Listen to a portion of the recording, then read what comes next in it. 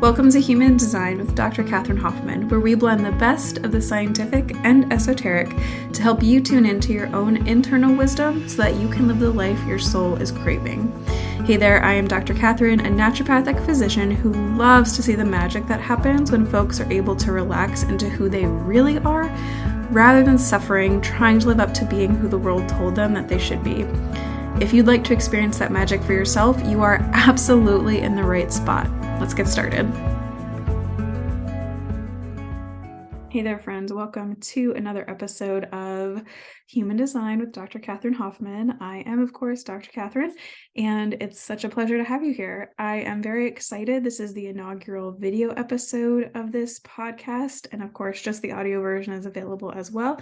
But as I've been going through, we're on the 14th episode now, and as I've been going through, I'm noticing that it really is helpful to be able to have a visual aid, because when we're talking about human design, of course, there are concepts that transcend whatever might be on the paper on the screen in terms of your chart.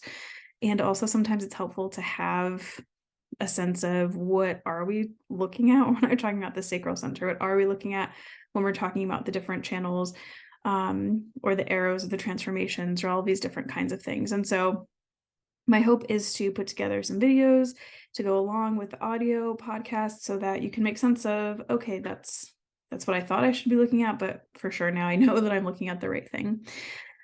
What our topic is today is fatigue.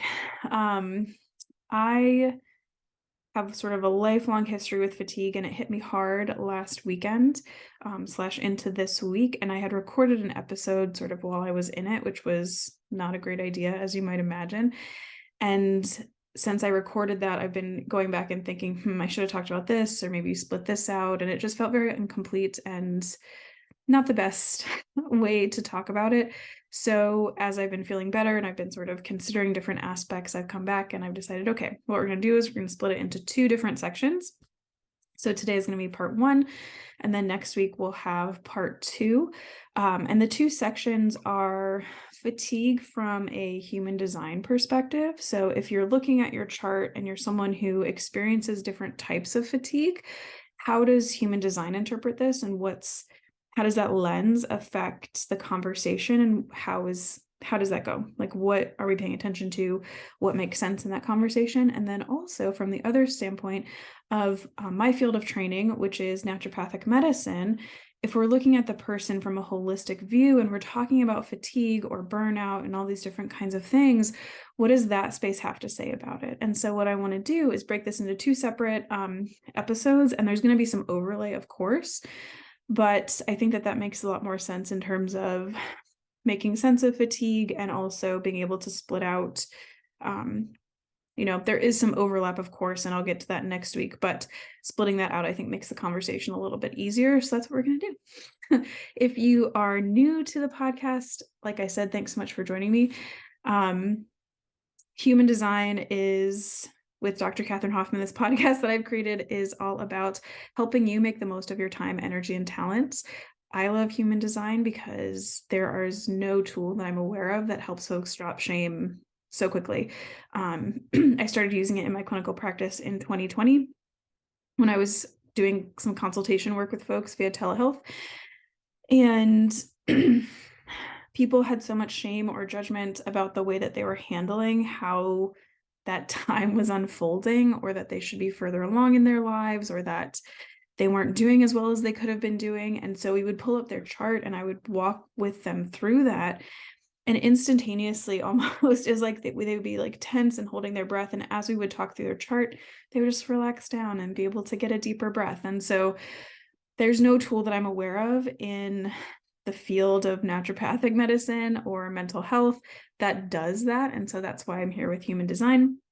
And that's why I'm really passionate about blending the two of them together, because I think it's really the best way to help folks make the most of their time and energy and talents, while at the same time just making some space for relief and ease and relaxation and possibility and all of those kinds of things, what have you. So in terms of fatigue and human design, what are we talking about? So there are, in human design, if you're looking at your chart, and the link to get your chart is down below. If you are watching YouTube video. If you are on audio, it's in the show notes. But if you pull up your human design chart, you will find that there are 9 shapes on the chart. And all of these 9 different shapes are called energy centers. These energy centers are broken down into different, quote, types. They all have a different kind of function or flavor.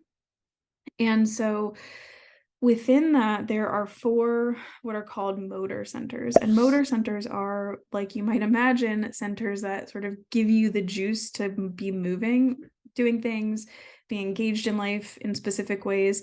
And they really give us energy. They're the motors that keep us propelled and moving forward and up and living our lives. And a lot of the conversation about fatigue and human design really centers around the sacral center. So that's the center that is the second square from the bottom as you're looking at your chart. And the sacral center is what is defined for folks who are generators and or manifesting generators. Having that defined sacral center by definition is what makes you a generator or a manifesting generator. Folks who have a defined sacral center are able to, like the name implies, on a day-to-day basis, generate their own energy and then use that to be engaged doing their lives.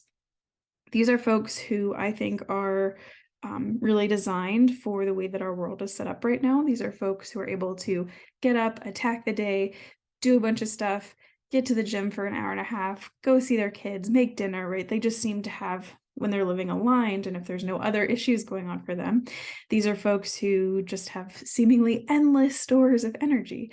And these are also folks who need to burn all of that energy before they can really get a good night's sleep. So I know folks who are generators who are just like, yeah, I can't sleep if I haven't, done all the things that I need to do.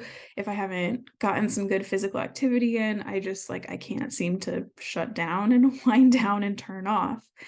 And this is very common for these folks. So that's where the conversation tends to go when we're talking about energy in human design and fatigue in human design.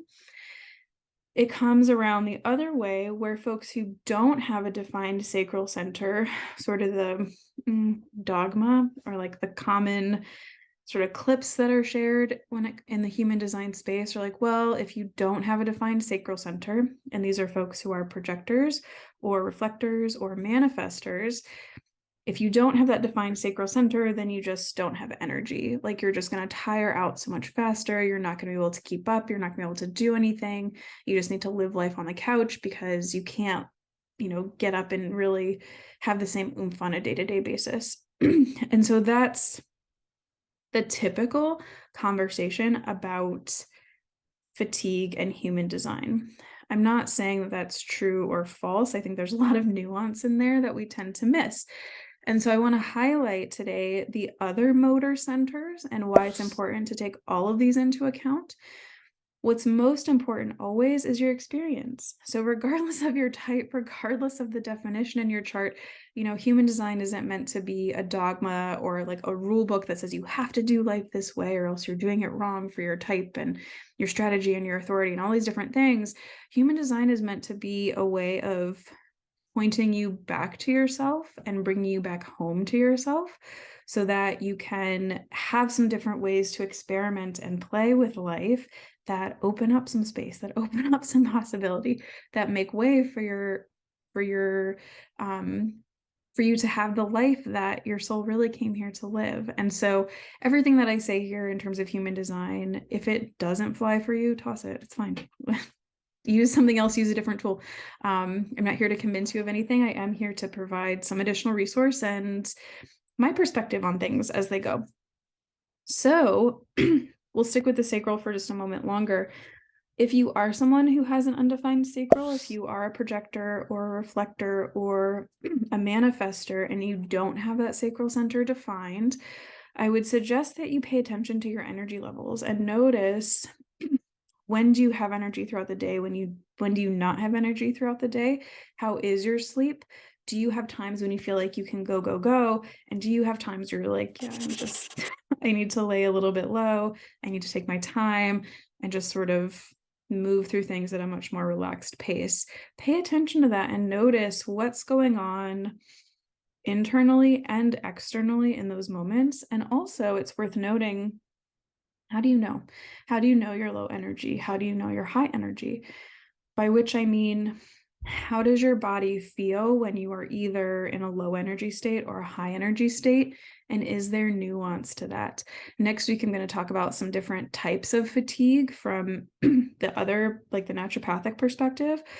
And I encourage you to consider paying attention to how physically do you feel, and are there different types of fatigue that you notice for yourself? Are there different types of energy that you notice for yourself? For example, there are times when I notice that physically it's not a day for me to like work out really hard. Maybe I take my dog for a walk. Maybe I take my dog in the backyard and just sort of toss a ball around. And that's all I'm up for that day. There may be other days where my body feels sort of buoyant and like my muscles feel very capable and strong, and like there's extra oomph there. And so then I'm like, okay, cool. This is a day when I can go to the gym and lift weights and maybe have a jog or do the Stairmaster or whatever it is that I'm doing in that day.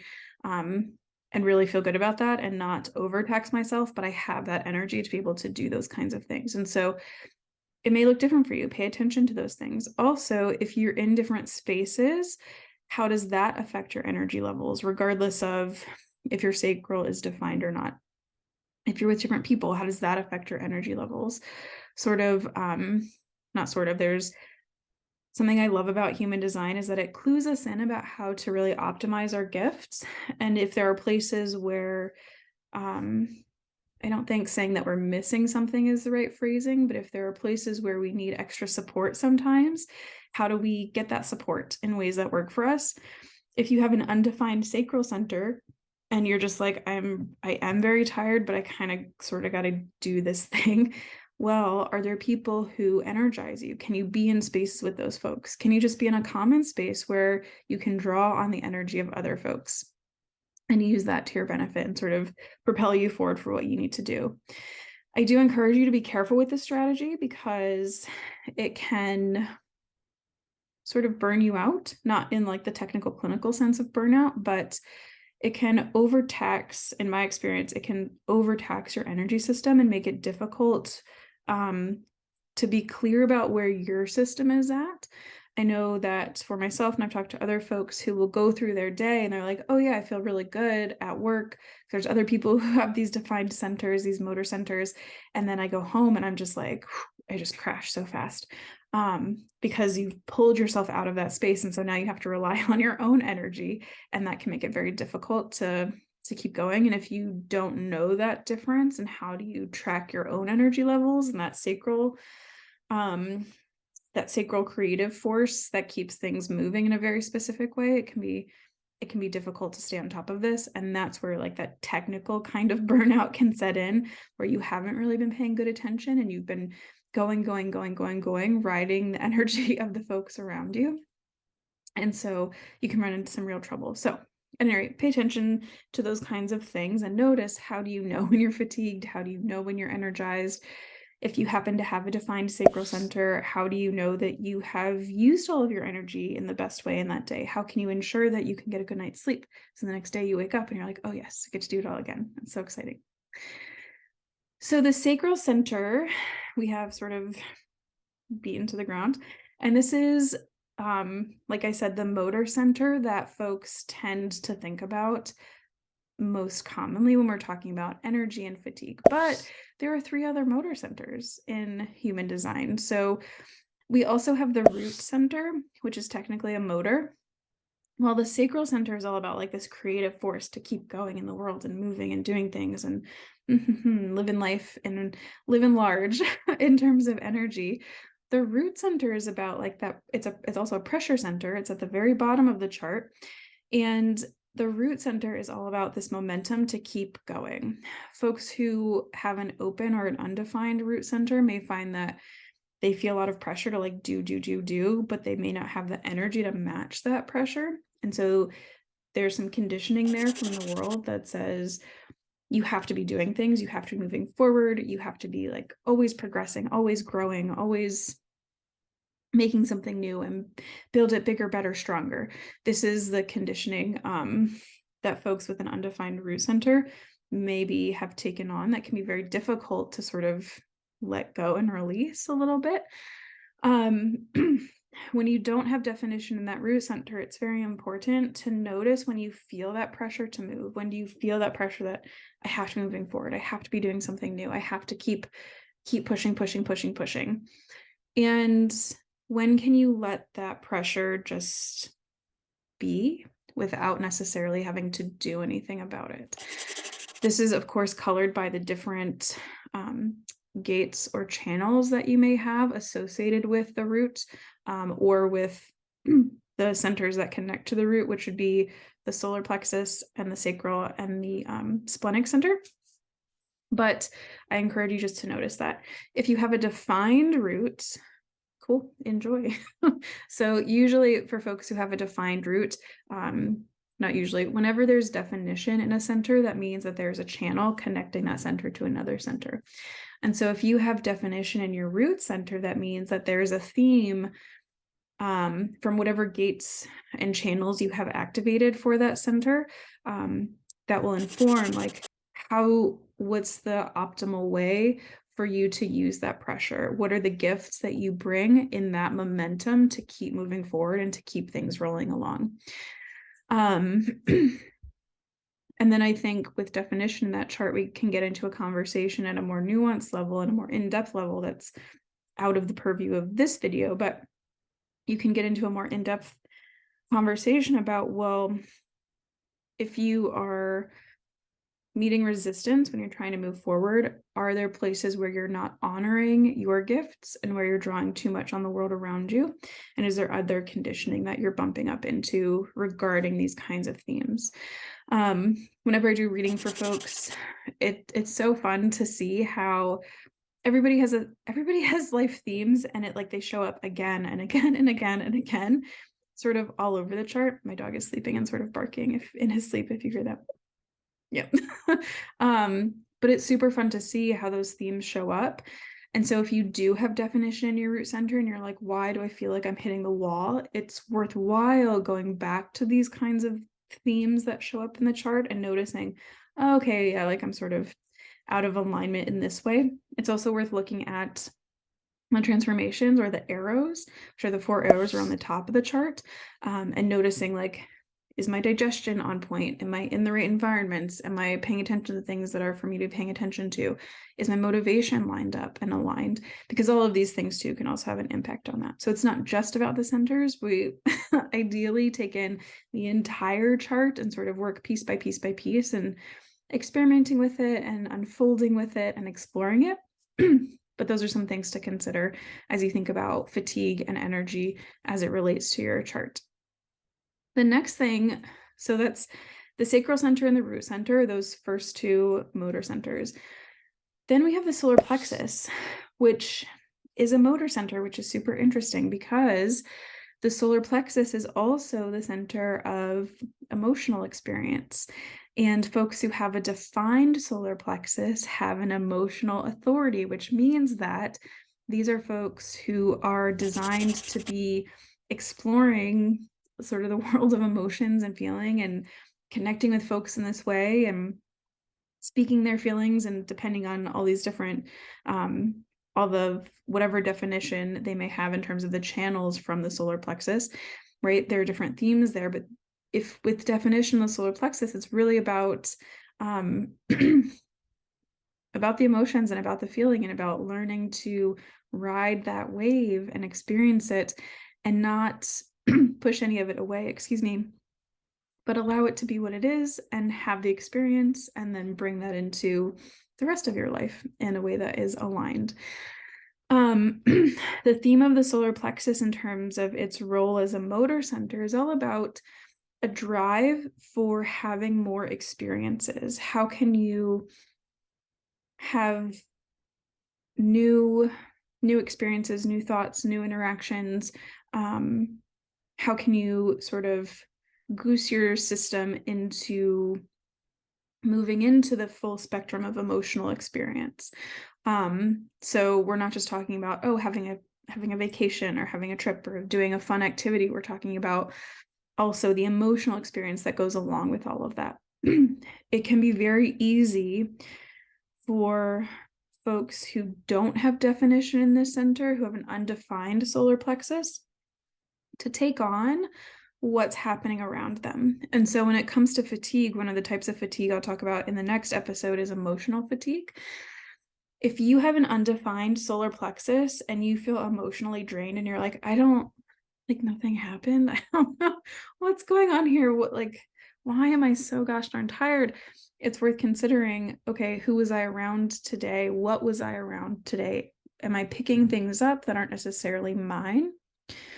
Because what happens when there's not definition in the chart is that we take in from the world around us and then we amplify it bigger.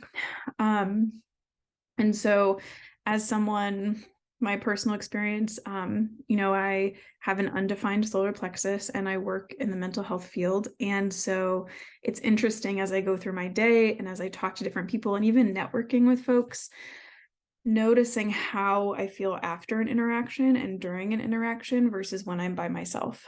And so if you are someone who is just like feeling drained emotionally, and maybe this is spilling over into some physical fatigue or just sort of like you're just feeling like you don't have the energy to do your days necessarily, I encourage you to just, not there's anything necessarily to be done about this, but notice how are you different with different people and different environments in different contexts, and see if you can't draw any conclusions from that and make sense of that fatigue or energy in that way. So yeah, those are three. Sacral root and solar plexus are three motor centers. And the last, which I think is super cool, is the heart or will. So the heart center or the will center, different folks will call it by different names. But this is all about willpower is not the right phrasing here, but the heart center is all about bringing kind of bringing life to you in a certain sense, and also having the ability to have maybe a goal or a vision or something that you're working towards or something that you would like to experience, and having the personal power and fortitude to make it happen. Like, I want this thing, I have this vision, it's going to happen. And again, like all of these things, aside from the sacral center, the root, solar plexus, and heart center are sort of independent of type. You can have definition in these centers without being any particular type necessarily. And so it's super cool because you can be a projector and have a defined heart center. And this means that you don't never have energy. It means that your energy works a little bit different. And so while it may be true that you need a little bit more rest than your average person, it may also be true that you have a really keen ability to like see a thing and like move towards it, and accomplish your goals and, make them happen. Without definition in the heart center, the conditioning that comes up or what you're dealing with as you're taking in from the world around you and sort of amplifying is that you may find that your motivation really waxes and wanes. So someone with a defined heart center might be able to say, you know what, I have this goal. I really want to be able to, take something from my own life. I really want to be able to do pull-ups on my own strength unassisted. And so then with that will, with that heart defined, they're able to be like, okay, here's what I'm going to do. And they follow through step by step by step. Without that definition, it can be much more difficult to have that consistent motivation to keep showing up for something. And there can be conditioning around this because there's an idea that if you don't have consistent motivation, if you don't have a goal that you're always working towards, you're somehow less than, or what are you doing with your life? Like, why are you just sort of floating around? I want to emphasize that anybody can do anything, regardless of what your human design chart looks like. Again, this is not a dogma. This isn't about you have to do a certain thing, or folks who have an undefined heart center are never going to meet their goals. This is about noticing, where are the thoughts that, if you have an undefined, any one of these centers, but we'll stick with the heart center for now. If you don't have definition in that heart center, where do you have the thoughts that, like, gosh, I can't follow through with this thing and I don't know why, or I'm not good enough, or I just can't keep focused, or, any of these kinds of thoughts that are not helpful. These are thoughts that, even, regardless of what you're doing, they make your experience not so fun, because you feel like you're sort of beating yourself into, or like forcing yourself into making something happen. And so with any of these centers, it's important to recognize, when are you in a space where things can flow and move and there's space and ease and joy? And when are you in a place where that conditioning is coming through from the world around you? It's not your, capital T truth. It's not your inner wisdom.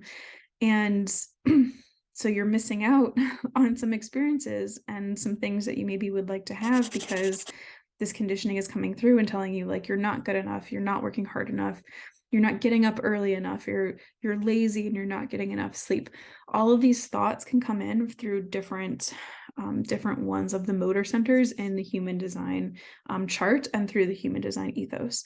The whole point of human design is individuation, and individuation in a way that is aligned with integrity, and that allows space for not just you, but also the entire community. So I love this image of like a tapestry or a puzzle, where like everybody has a place. If in a tapestry you start pulling one thread, the whole thing kind of falls apart and looks wonky.